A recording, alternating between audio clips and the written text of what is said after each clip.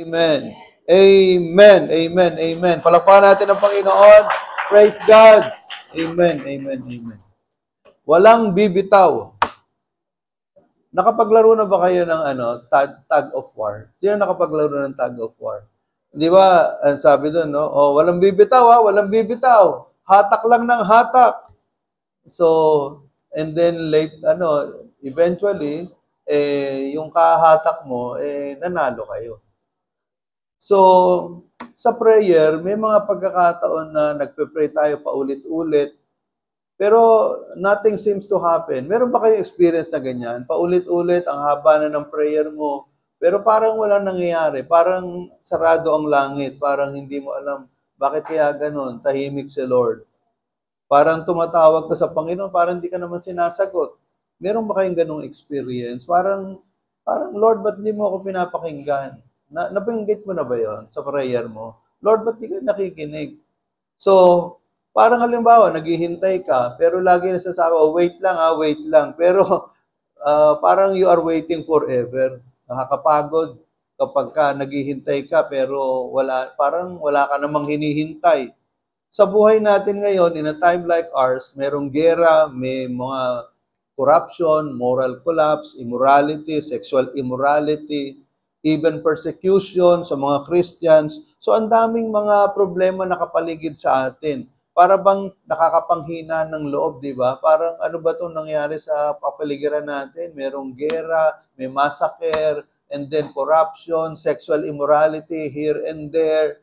No, ang daming mga magkaka-live-in, ba't hindi ba magpakasal? Pwede naman, nabubuhay sa sexual immorality. So dito naman sa Luke chapter 18, verses 1 to 8, makikita natin dito that Jesus told us a story about a widow. So, itong story na to, this parable is a very powerful story because it's about a widow, a powerless widow, and a powerful judge.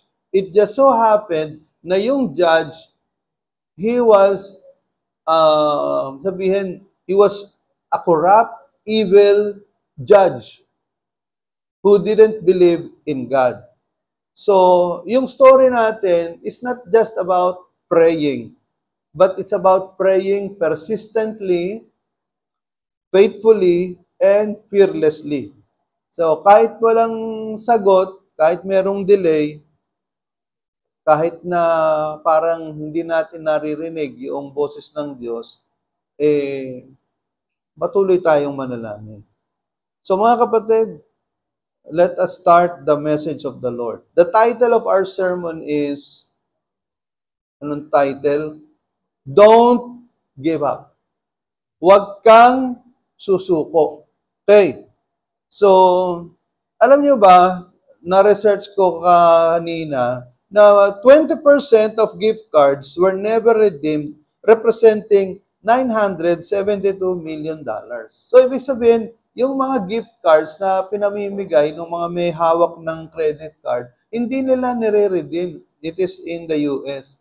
Na siguro, hindi sila naniniwala or parang istorbo lang to, abala lang to. So, yung ganun daw karami, no, in 1 year, $972 million, yung hindi na-redeem na mga free na ino-offer noong mga credit card companies doon sa mga credit card holders. So ano ibig sabihin nito? Na marami pong mga sagot sa langit, maraming mga sabihin natin, gifts from heaven, ang Diyos, na hindi natin nakukuha kasi hindi tayo nananalangin. That is why, in James chapter 4, verse 2, sabi diyan, you do not have because you do not ask. And then the next verse is, when you pray, you do not receive because you ask with wrong motives. Pero napakalinaw dun sa verse 2 na, you do not have because you do not ask. Wala kayo kasi hindi kayo humihingi. And then yung pinag-aralan natin 2 Sundays ago, no? Na ask and you will receive, seek and you will find, knock and the door will be opened unto you. Now, this parable is about the parable of the persistent widow. Sabihin yung isang widow na hingi ng hustisya, Tawag siya ng tawag doon sa judge, doon sa hukom, bigyan mo ako ng hustisya, bigyan mo ako ng hustisya, bigyan mo ako ng hustisya. Kaya lang, walang justice na binibigay. Itong judge, nagbibingi-bingihan. Kasi nga, corrupt itong judge na to. Hindi naman siya binibigyan ng, sabihin, mahirap nga ito, yung persistent widow, mahirap naman siya, wala siyang maibigay. Kaya itong judge, hindi siya pinapakinggan for a long time. Now, what is the purpose of the parable? Nakalagay dun sa verse 1. Alam nyo, of all the parables in the Bible, more than 20 parables lahat yan, of all the parables in the Bible, this is the only parable where the theme or the goal or the message or the purpose of the parable was given on verse 1 or in the first verse.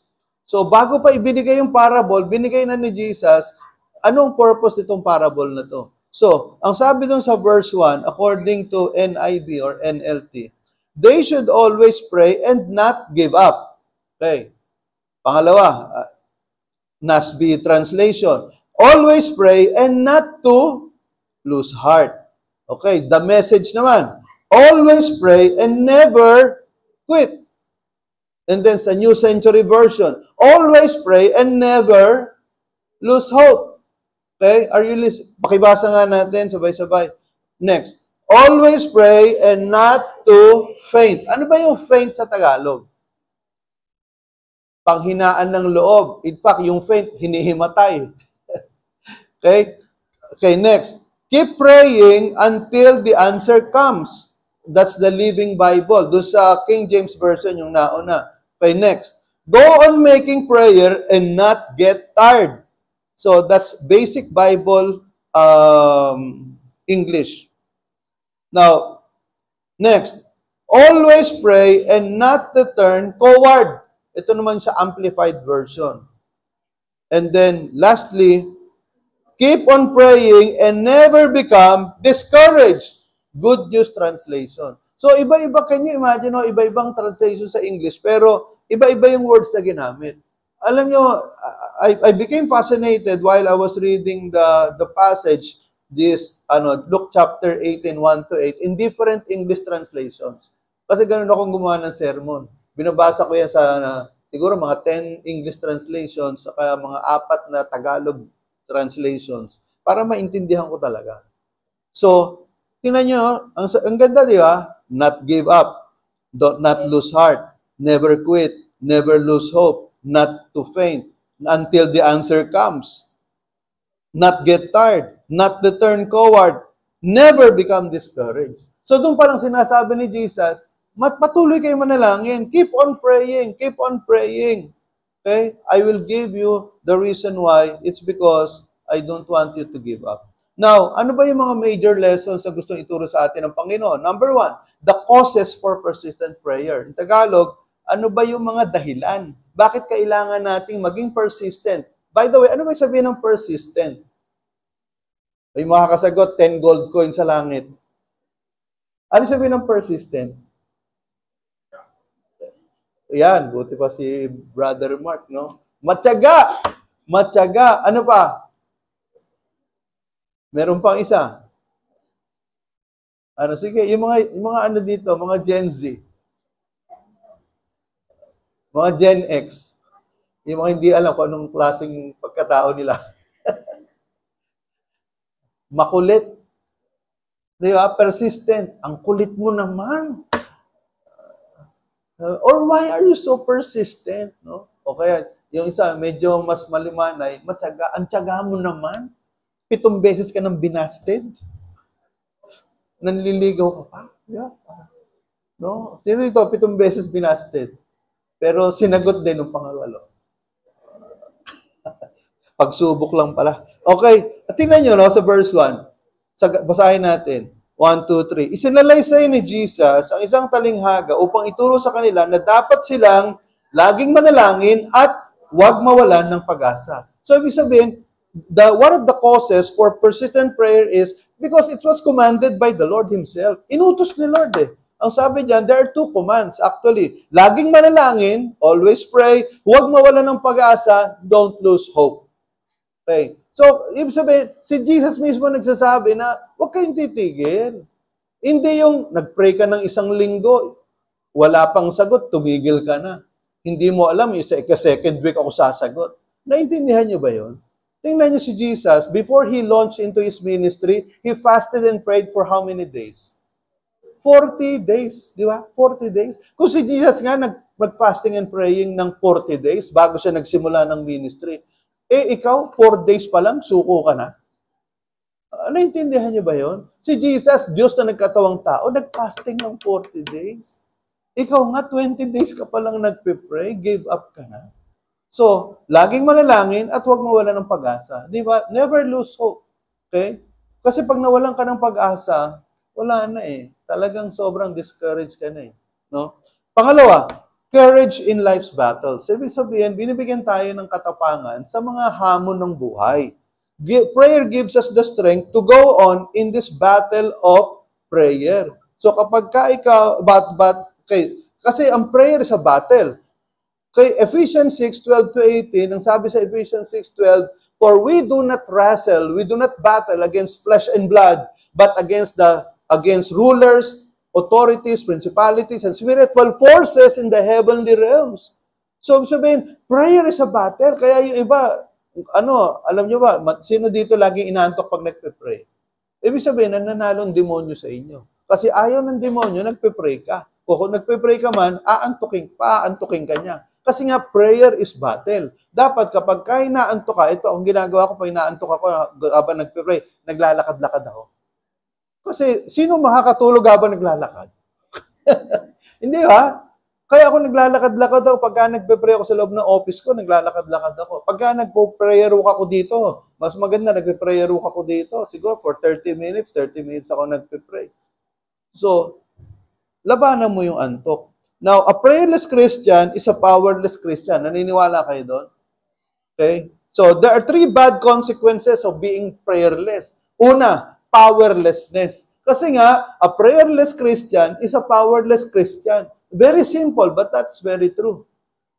And the reverse is also true. A prayerful Christian is a powerful Christian. That's why more prayer, more power. Naintindihan ba natin? Nakakalungkot yung ibang mga ministers yung mga servants ni Lord, no? Sa praise team, sa Zoe, mga Bible study leaders, even mga pastors, na alimbawa sa unang taon, ang gagaling mag-pray niyan. Pangalawa, pangatlong taon, habang nagsiserve, ang gagaling. Pero yung after the 3rd year, dahil nga, naging kumpiyansa na, or kumbaga, naging ordinaryo na sa kanila, nakabisado na nila yung kanilang ginagawa. So, they become less doing in prayer. Less in prayer. What happens? Bakit, mapapansin mo, bakit nung first 3 years ng ministry nito, very powerful, napaka-anointed. Bakit after 3rd year, parang yung anointing niya bumababa, pero gumagaling sa ministry, pero bumababa yung anointing, parang wala nang dating. Isa lang ang dahilan nun. Hindi na nagpe-pray yan. Naintindihan niyo ba? Hindi ba kapag kabisado mo na yung ginagawa mo? Nung una, kakabaka-baka pa. Yung mga teachers, di ba? Kakabaka-baka pa. Hindi mo alam kung anong gagawin mo. Nung nagturo ako sa Grace Christian High School, talagang grabe ang panalangin ko. Lumuluhod talaga ako. Sabi ko, Lord, ano pa itong gagawin ko dito? So, pray ako ng pray. And then, nung after 1 year, nakabisado ko na kung ano gagawin ko. Parang less na yung prayer ko. So, pinagalitan ako ng Panginoon. So, tandaan ninyo, no? Tandaan nyo to, lalo na yung mga servants dito, yung mga workers natin dito, if you pray less, you will have power less. Naintindihan natin? A prayerless servant, a prayerless minister, is a powerless minister. Kaya tingnan nyo yung ibang ginagawa ninyo, wala nang anointing Wala nang dating sa tao Mali-mali na ang ginagawa mo. Hindi ka na nabibless sa mga tao sa iyo. Pangalawa, pride. Yun pa kapag ikaw prayerless ka, it means you are so proud. Kasi kaya mo nang gawin Hindi mo na kailangan si Lord kasi hindi ka na nga nagpe-pray. Kapag hindi ka nagpe-pray, ibig sabihin yan, hindi mo na kailangan ng Diyos. Hindi mo kailangan ng tulong ng Diyos kasi kaya mo na. So ano ibig sabihin nun? Ang yabang mo. Hambog ka. Kaya yung mga hindi nananalangin, ang tingin sa inyo ng Diyos, napakayabang nitong taong ito. Pangatlo, poor judgment. Kapag hindi ka nagpe-pray, wala kang wisdom. Yung wisdom na galing sa Diyos, iba yung wisdom na galing sa Diyos, iba yung wisdom na galing sa tao. Yung galing sa tao, limited. Pero yung galing sa Diyos, unlimited yan. Naintindihan natin. So if you keep on praying, halimbawa, you pray for your business, you pray for your work, you pray for your studies, bibigyan ka talaga ng wisdom ng Panginoon. Naintindihan natin, mga kapatid. So, sa pag-aaral, ganun. Yung mga estudyante, you pray. Pray before going to class. Pray while you are in the class. And pray after the class. Alam niyo, mare-revolutionize yung mga grades ninyo. Tataas yan. Naintindihan niyo ba? Maging yung mga businessmen, bago ka magbukas ng business mo, mag-pray ka. Habang nagtatrabaho ka sa business mo, mag-pray ka rin. And then pagkatapos mong isara yung business mo, edi mag-pray ka din. Ako ginagawa ko yun, natuto akong mag-drive. I pray before, during, and after driving. Kaya wala akong major accident. 15 years akong nag-drive. Wala akong major accident. Why? Because I pray before, during, and after driving. Bago ako mag-drive, Lord, tulungan niyo po ako. Bago ko buksan yung kotse ko. And then, pagka nandun na ako sa loob, nagpipray ako, Lord, ingatan niyo po ako, iligtas niyo po ako sa kapwa disgrasya. And then, pangatlo, pagka na-ipark ko na, Lord, salamat po. Thank you, Lord, at iningatan niyo po ako ngayong araw na to. Now, those are the 3 bad consequences of being prayerless. Pangalawa, the contrast in the parable. So, ito na tayo sa pinakakwento. Basahin na ho natin, verses 2 to 5. Okay? 1, 2, 3. Sinabi niya, sa isang lungsod ay may isang hukom na walang takot sa Diyos at walang iginagalang na tao. Sa lungsod ding iyon, may isang byuda. Lagi siyang pumupunta sa hukom at sinasabi, bigyan po niyo ako ng katarungan sa aking usapin. Tinanggihan siya ng hukom sa loob ng mahabang panahon. Ngunit nang magtagal ay sinabi ng hukom sarili, kahit ako'y walang takot sa Diyos at walang iginagalang na tao, ibibigay ko na ang katarungang hinihingi ng byudang ito sapagkat lagi niya akong ginagambala at baka mainis pa ako sa kapupunta niya rito. So tingnan niyo, no? It is a parable, no? This is not a true story, but this is a parable. So tingnan niyo, anong klaseng hukom, anong klaseng judge itong nandito. So, dalawa yung karakter niya, no? Dalawa yung masamang ugali. Number 1, hukom na walang takot sa Diyos, di ba? O yung palang, medyo ibang klase na eh. Kasi, sabihin, walang takot sa Diyos, no fear of God, atheist. Pero may mga atheist na mabait eh. Di ba? Pero ito, hindi na nga siya naniniwala sa Diyos, wala pang iginagalang na tao, bastos pa. Naintindihan niyo ba? Hindi ka na nga naniniwala sa Diyos, bastos ka pa. Corrupt ka pa.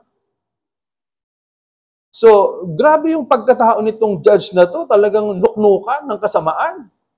Okay? So, ngayon, itong babaeng ito, humihingi ng tulong. Now, tingnan natin yung contrast. Una, corrupt judge. He neither feared God nor respected people. Yun nga, hindi kinikilala ang Diyos at walang ginagalang na tao. He acted only when pressured, not out of compassion. So, doon sa kwento, pinagbigyan niya yung byuda kasi nga, na-pressure na siya eh. Hindi dahil sa mabait siya, hindi dahil sa naniniwala sa Diyos, hindi dahil naawa siya doon sa byuda, kundi na-pressure siya. Nakulitan eh. Ang kulit-kulit nitong byuda na to, ano ba? Hindi mo ako pinapatulog. So, in application ng mga kapatid, in our time, now, there are lawyers, judges, and government officials who are corrupt. Kagaya po nito, nabasa ko sa Facebook na sa New Kamuning Footbridge cost 89 million kasi babaguhin. Nakita nyo na yung pinakamataas na footbridge sa Kamuning, no? Mount Kamuning daw ang tawag to. So, ginawa ito, according to my research, in 2018, the MMDA built the Kamuning Footbridge at a cost of 10 million pesos. MMDA data shows that footbridges in Metro Manila typically cost between 5 million and 16 million each. So, ang tanong ko nga, bakit aabutin ng 89 million? Ginto kaya ang ilalagay dito? Naintindihan nyo ba? Parang, tama, makatarungan ba to? 89 million. Isang footbridge, 89 million. So, mga kapatid, Nakakalungkot because we are living in a culture of corruption.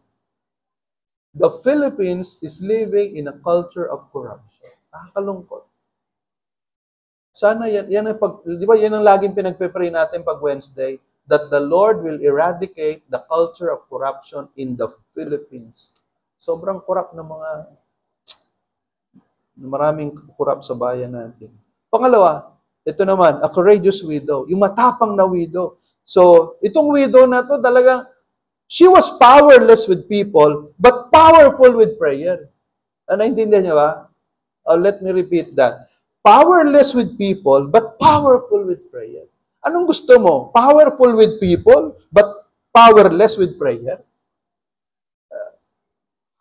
Hindi bali ng powerful or powerless with people, but powerful with prayer because you are powerful with God. Kakampi mo si Lord. Itong byuda na to, ang kakampi niya, wala siyang kakampi. Ang kakampi niya lang si Lord, pero that is more than enough. Naunawaan po natin. So, ang sabi dito sa English, wear me out or wore him down, pinagod. Pinagod ng babaeng ito, yung hukom, yung evil judge, by consistent pleading. Alam niyo, ganito ang kwento niyan. Nabasa ko. Yung judge, noong unang panahon, nasa parang tent. Parang isang tent na maganda. Pero yung mga humihingi ng tulong, nasa labas. Ang ginawa daw nitong byuda na to, nandun siya sa labas ng tent, nakaluhod, sumisigaw yan na, bigyan mo ako ng hustisya! Bigyan mo ako ng hustisya! 24/7 yan. Bigyan mo ako ng hustisya! Siyempre yung judge, hindi makatulong. Kasi sigaw na sigaw itong byuda, bigyan mo ako ng hustisya. Ang sabi sa pinasa natin, sa mahabang panahon, hindi niya pinagbigyan yung byuda. So isipin mo lang, gaano kahaba yung panahon na yun? Maybe 30 days, 60 days, 90 days, 120 days. Pero ang sabi doon, bumigay din yung judge. Kasi nga, araw-gabi, sigaw ng sigaw yung byuda, bigyan mo ako ng hustisya. Kaya sabi doon, sa English na, she will wear me out. Ang ibig sabihin daw noon, baka bigyan ako ng black eye nito. Yung black eye, yung hindi ka na makakatulog, di ba? Nangingitim yung mata mo. Kaya, ang ginawa nitong judge, sabi doon ng parable ni Jesus, hindi dahil mabait itong judge na to or kung hindi, kaya niya binigyan ng hustisya kasi nakukulitan na siya. Naintindihan natin? So ano ba yung benefits ng persistent praying? Number 1, it strengthens your faith. No, it strengthens your faith. Will he find faith on earth? So ibig sabihin, sa huling panahon, mga kapatid, makikita ba ni Jesus sa pagbabalik niya, may faith ba tayo o bumigay na tayo? O tinapon na natin yung faith natin kasi hindi na tayo makapaghintay. Hindi na natin kayang maghintay doon sa sagot ng Panginoon. Persistent prayer trains you to trust God beyond feelings or visible results. So kahit wala kang nakikitang resulta or parang yung pakiramdam mo parang gusto mo nang mag-give up, so keep on praying. Because when you pray, yung persistent prayer, tinitrain tayo nito. Not to walk by faith, not to walk by sight, but to walk by faith. Pangalawa, it shapes our character. So, persistent praying, or sabi doon sa Romans 5:4, perseverance produces character. Yung pagtsatsaga, ito ay humuhulma sa ating pagkatao. Naintindihan natin? Kasi halimbawa, yung mga magulang. Alam niyo, may mga studies ngayon na yung mga bata na at the early age na pinapagamit ng cellphone, yan matitigas sa mga ulo niyan. Hindi lang yan. Distorted ang mga utak niyan. At yung kanilang brains, mababaw. Mabagal mag-isip. At yung mga kids na, mga bata pa lang, naka-cellphone na, hindi maganda yung kanilang karakter paglaki. Kaya yung mga magulang dito, baguhin niyo pagpapalaki niyo sa mga anak ninyo. Now, kasi yung character natin, it is shaped by perseverance. So, ibig sabihin, yung bang kapag nagpapatuloy tayo kahit hindi natin nakukuha agad yung ating hinihingi, pero nagpapatuloy tayo, doon nasi-shape yung character natin, yung patience natin, yung pagtsatsaga. Naunawaan natin. Pero halimbawa, lahat na lang na hinihingi natin, binibigay agad ni Lord. O, binibigay ng magulang natin. Nasaan yung character? Asan yung value nun? Nahuhubog ba ang pagkatao natin? Yung mga bata, nahuhubog ba yung pagkatao niya kapag kada iyak niyan, kada hingi niyan, bigay? Nagpapalaki kayo ng kriminal. Now, the more you persist, the more God refines your heart, purifies your motives, and teaches you patience. So, the more you persist, the more you wait, the more patient you are, the more that God refines your heart, purifies your motives, and teaches you patience. Pangatlo, secures divine intervention. So, ibig sabihin, sinisigurado na yung pagkilos ng Diyos ay mararanasan natin. Tingnan nyo sa verse 7. Will not God bring justice for His elect who cry out to Him day and night? So, ibig sabihin, in Tagalog, hindi ba ibibigay ng Diyos yung hustisya doon sa kanyang mga hinirang, mga pinili, na umiiyak sa kanya araw at gabi? Ang tawag dito, rhetorical question. Ibig sabihin, yung tanong na alam mo yung sagot ay yes or no. Naintindihan niyo ba? Will not God bring justice for His elect who cry out to Him day and night? Anong sagot doon? Yes or no? No? So, ibig sabihin, hindi ka pababayaan ng Diyos. Naunawaan natin. Kung ikaw umiiyak ka sa Panginoon araw at gabi, nananalangin ka sa Panginoon, ang puso ba ng Diyos ba to para hindi ka pakinggan? Alam niyo ito ha, kinompare dito, yung masamang hukom, walang takot sa Diyos, walang galang sa tao, sobrang kurap, nuknukan ng kasamaan. Ang sabi ng Panginoon, kung itong judge na to na napakasama, ibinigay niya yung hinihiling nitong byuda dahil nakulitan. Gaano pa kaya ang inyong Ama sa Langit? Alam niyo yung salitang how much more? Sabihin, how much more? Gaano pa kaya? Tingnan niyo yung comparison yung comparison ng napakasamang hukom na binigay niya yung hinihiling nitong babaeng ito dahil nakulitan. Gaano pa kaya ang inyong Diyos Ama na napakabait, na napakamapagbigay? Hindi ba niya kayo tutulungan? Hindi ba niya ibibigay sa inyo yung iniiyak ninyo araw at gabi? Naintindihan ninyo? Yung contrast, yung anong tawag doon? Ang Tagalog ng contrast. Pagkakaiba, galing talaga. Yung pagkakaiba, hindi actually comparison contrast Naintindihan niyo ba? Parang itim at puti. Kung yung itong maitim ang budhi na to, nagawa niyang tulungan yung makulit na byuda, gaano pa kaya ang puso ng Diyos na maputi? Sabihin, milya-milya, 1,000 times ang kabutihan ng Diyos compared dito sa masamang hukom na to.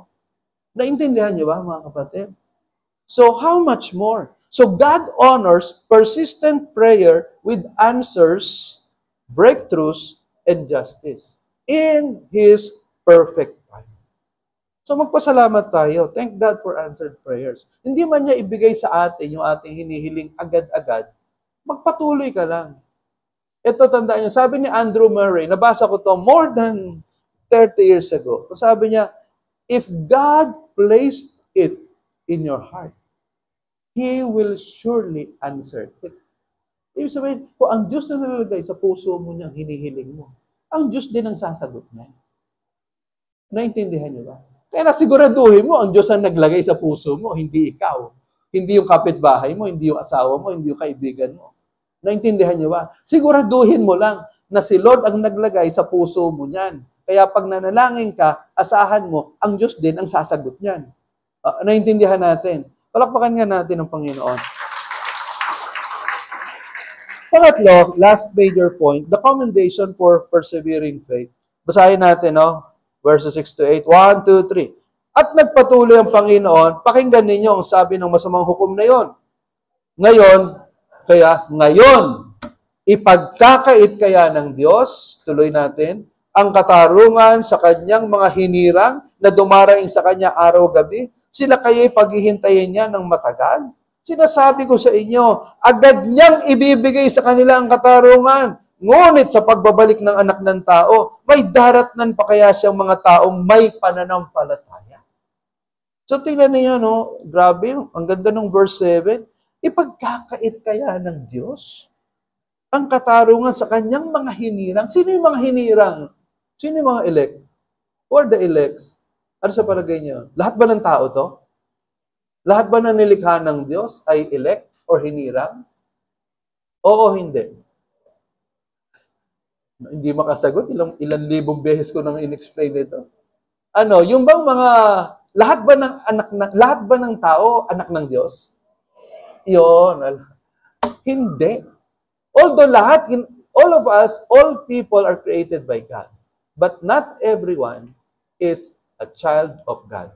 John 8:44, sabi ni Jesus, kayo sa inyong amang dyablo, dahil kayo mga nabubuhay sa kasinungalingan, dahil si Satanas ang ama ng kasinungalingan. Kaya kung ikaw nabubuhay ka sa kasinungalingan, nabubuhay ka sa kasalanan, hindi ka pwedeng tawaging anak ng Diyos. Kahit nililikha ka sa image ng Diyos, pero hindi ka anak ng Diyos. Ang tunay lang na anak ng Diyos, yung nagsuko ng buhay kay Kristo. John chapter 1, verse 12, lahat na nanampalataya sa Kanya at tumanggap sa Kanya, binigyan niya ng karapatan na maging mga anak ng Diyos.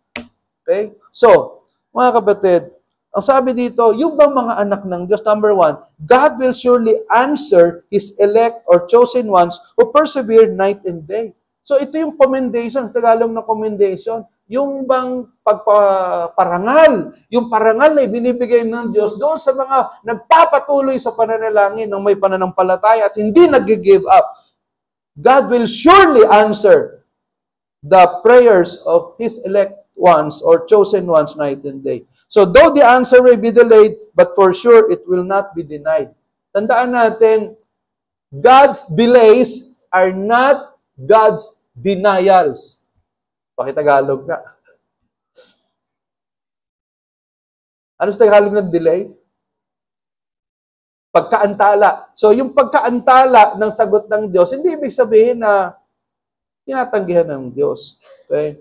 So, why does God sometimes delay His answer to our prayers? Ito yung tanong eh. Yun ang isa sa mga tanong ko rin eh. Bakit kaya dinidelay ni Lord yung mga answers sa prayer ko? Alam naman niyang kailangan ko. Number 1, 3W, He watches our faithfulness. Ibig sabihin, faithful ka pa rin ba kay Lord kahit na nade-delay yung sagot niya sa iyo?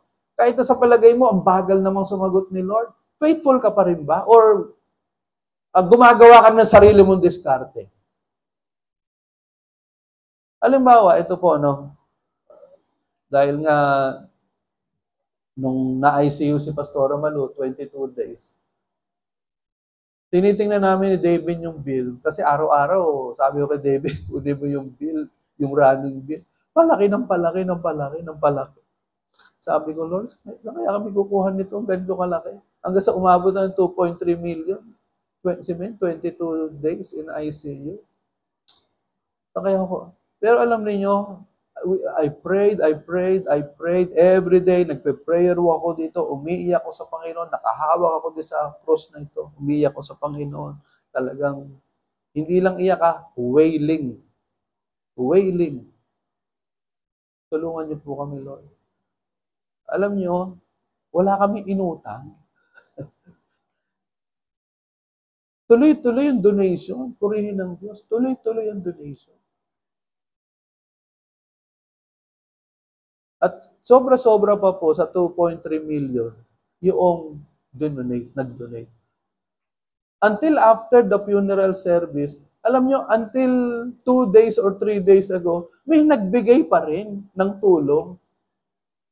So, napakabuti ng Diyos. So, that's why, mga kapatid, when God delays His answer, He watches our faithfulness. Faithful na ka pa rin ba? Pangalawa, He works on our character. Yung character mo gusto ng Panginoon, ihulmahin yung character mo, yung pagkatao mo, yung pagkakristyano mo. Naintindihan natin. God wants to work or to sharpen our character. Ayusin ni Lord yung pagkatao natin. Pangatlo, God wants to give what is better. Maaring yung hinihiling mo, hindi yun yung best plan ni Lord sa iyo, kaya hindi niya binibigay. Kasi ang gusto ibigay sa iyo ni Lord, yung best. Naintindihan mo ba? Yung best ang gusto. Kaya magtiyaga ka lang pag sinabi ni Lord, anak, hiwalayan mo yan, hindi yan ang best ko sa iyo. Anak ng demonyo yan eh. May ibibigay ako sa iyo na talagang made in heaven. At hindi ka magsisisi. Kasi pag yan ang pinakasalan mo, habang buhay ka magsisisi. So, pero ikaw, matigas ang ulo mo, kaya maraming mga mag-asawa, pinagsisisihan nila yung napakasawa nila. Pero magaganda naman at mga gwapo. Pero parang, sising-sisi, ba't yun ang napakasalan nila? Kasi nga, hindi naman yun ang kalooban ng Diyos, kalooban mo lang yun. Pero kung kalooban ng Diyos ang susundin mo, walang pagsisisi.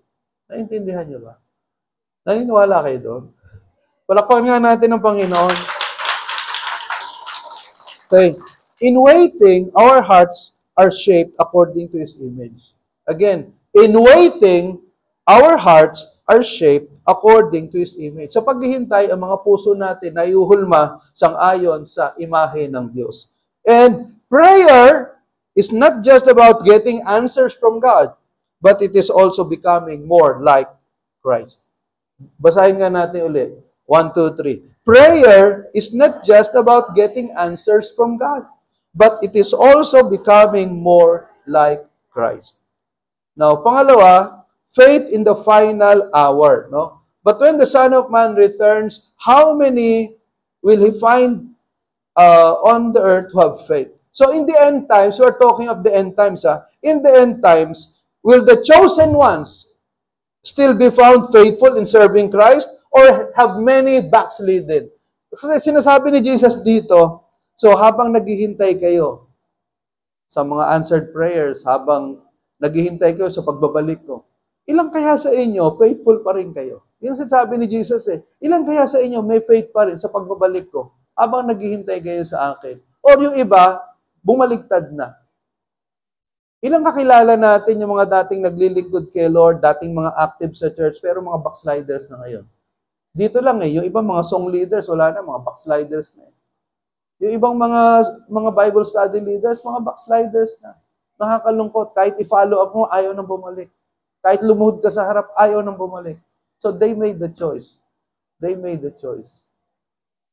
So, nakakalungkot. So as we near the end times, injustices and persecution of Christians are getting terrible and horrible. Napakaraming mga persecuted Christians ngayon. Sobra-sobra. Yung iba talagang, kahit sa panahon natin, dito sa Pilipinas, persecuted yung mga Christians. So it is becoming more difficult to maintain your shining witness in our time. Yung bang mahirap, parang madaling maging Kristiyano, mahirap magpaka-Kristiyano. Tama ba? Kasi ang daming trials, daming troubles, daming persecution. Basahin natin 2 Timothy 3, 1-5. 1, 2, 3. Tandaan mo ito, magiging mahirap ang mga huling araw dahil magiging makasarili ang mga tao, sakim sa salapi, mayabang, mapagmataas, mapang-insulto, masuwain sa magulang, walang utang na loob at hindi makadiyos. Ayaw nila makipagkasundo sa kaaway nila, malupit, walang awa, mapanira sa kapwa, walang pagpipigil sa sarili, at galit sa anumang mabuti. Hindi lang iyan, mga taksil sila, mapusok, mapagmataas, mahilig sa kalayawan, sa halip na maibigin sa Diyos. Ipinapakita nilang makadiyos sila, pero hindi naman nakikita ang kapangyarihan nito sa buhay nila. Iwasan mo ang mga taong ganito. So yun po yung 2 Timothy 3, 1-5. Okay? So, baka akala nyo, ni-invento ko lang, basahin ninyo. Sabi na, mga sakim sa salapi, masuwain sa magulang, walang utang na loob. Ang daming kabataan ngayon, totoo to, di ba? Mga masuwain, mga lapastangan sa magulang, mga walang utang na loob. Can you imagine? 2,000 years ago, naisulat ito. Sabihin, 2,000 years ago, na-predict na kung anong mangyayari sa 21st century. Totoo ba to o hindi?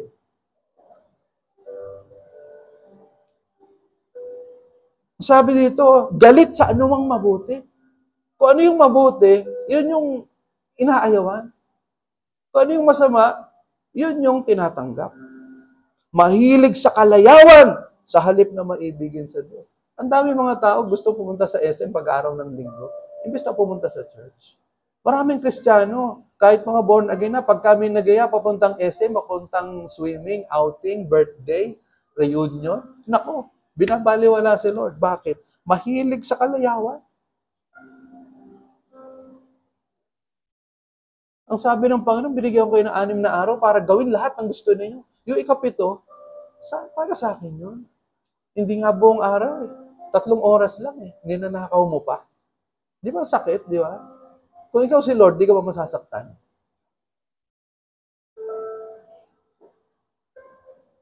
So what must we do now? Ito, let me go to the conclusion. Ano ba mga dapat natin gawin ngayon? Remember the widow. Okay? Remember the widow. Ang sabi doon, una, watch and pray but don't give up. Okay? Pangalawa, intercede for justice and persecution. Manalangin ka para sa mga taong wala ng hustisya o kaya persecuted. Pangatlo, devote yourself to prayer despite delays. Patuloy kang manalangin kahit na medyo matagal. Patuloy ka. Don't give up. You pray. Devote yourself to prayer. Pang-apat, obey God's word, not your emotions. Kasi your emotions will tell you to stop praying, to stop believing. But then, you obey God's word. You trust what is in the word of God. Don't trust your emotions, but trust the word of God. And then, pinakahuli, wait until the answer comes. Okay? Remember the widow. Now, lastly, Jesus is our best example of perseverance in prayer. Basahin natin, Hebrews 5:7-8. 1, 2, 3. Noong namumuhay pa si Jesus sa mundong ito, umiiyak siyang nanalangin at nagmamakaawa sa Diyos na makapagliligtas sa Kanya sa kamatayan. At dininig naman siya dahil sa lubos niyang naging masunurin.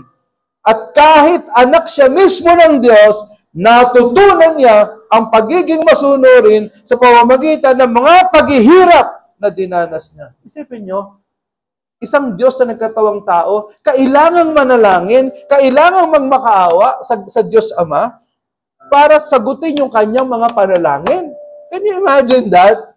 Naiintindihan niyo ba? Kung si Jesus, isang Diyos na nagkatawang tao, kailangan niyang mag-pray, kailangan niyang magpakaawa sa Diyos Ama para siya mailigtas sa kamatayan. Bakit? Ang daming gustong pumatay sa Kanya. At ang sabi doon, kahit anak siya mismo ng Diyos, natutunan niya ang pagiging masunurin. He learned obedience through what he suffered. That's why, mga kapatid, if you are suffering right now, ako nag-speak sa akin ito na kami. Kasi nga masyado kung dinadala yung pagkawala ni Pastora Malu.